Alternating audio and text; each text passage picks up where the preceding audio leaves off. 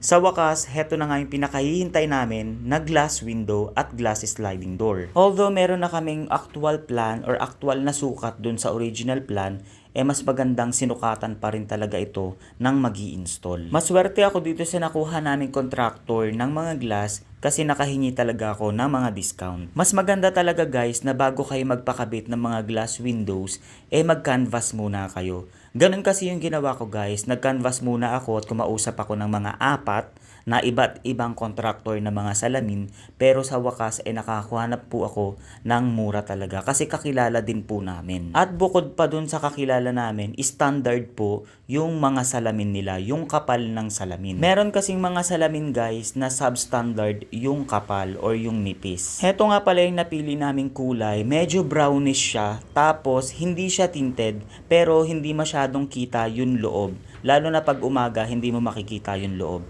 Pero kami, kita namin yung mga nasa labas. Medyo malalaki nga pala ang sukat ng mga bintana dito guys sa bahay. And dito nga pala, second floor lang muna yung mga nilagyan namin. At para naman sa gastos reveal kung magkano nga ba ang inabot nito guys, inabot po ito ng 34,000 pesos. Opo, dito lang po yan sa second floor. Gaya ng nasabi ko guys, medyo malalaki yung mga sukat nitong mga bintana pati sliding door. Kasi guys, itinutugma po yung mga sukat ng mga bintana depende sa sukat ng bahay. Kapag ang isang bahay ay medyo malaki, medyo malalaki yung bintana nila. Pag medyo katamtaman naman or maliit yung bahay, medyo maliliit din yung bintana. Kumbaga, itinutugma siya sa itsura. Kumbaga sa total itsura nung bahay. Noong umpisa ay nagulat din ako kasi inabot ng 34,000 sa second floor lang na mga bintana. Pero ang lalaki kasi ng sukat. At gaya nga ng sabi ko, nag-canvas din talaga ako at kumausap ako ng ibang contractor at sa iba naman ay umabot pa ng 40,000 pesos. So maswerte na rin ako guys kasi inabot ng 34,000 itong taas. Tapos bali apat po yan, may bintana pa po at may doon na pinalagyan sa may likodan dito sa may second floor.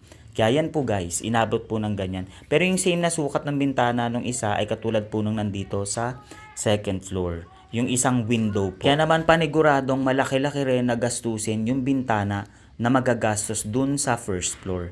So ito yung mga awning window na nilagay nila guys, ayan.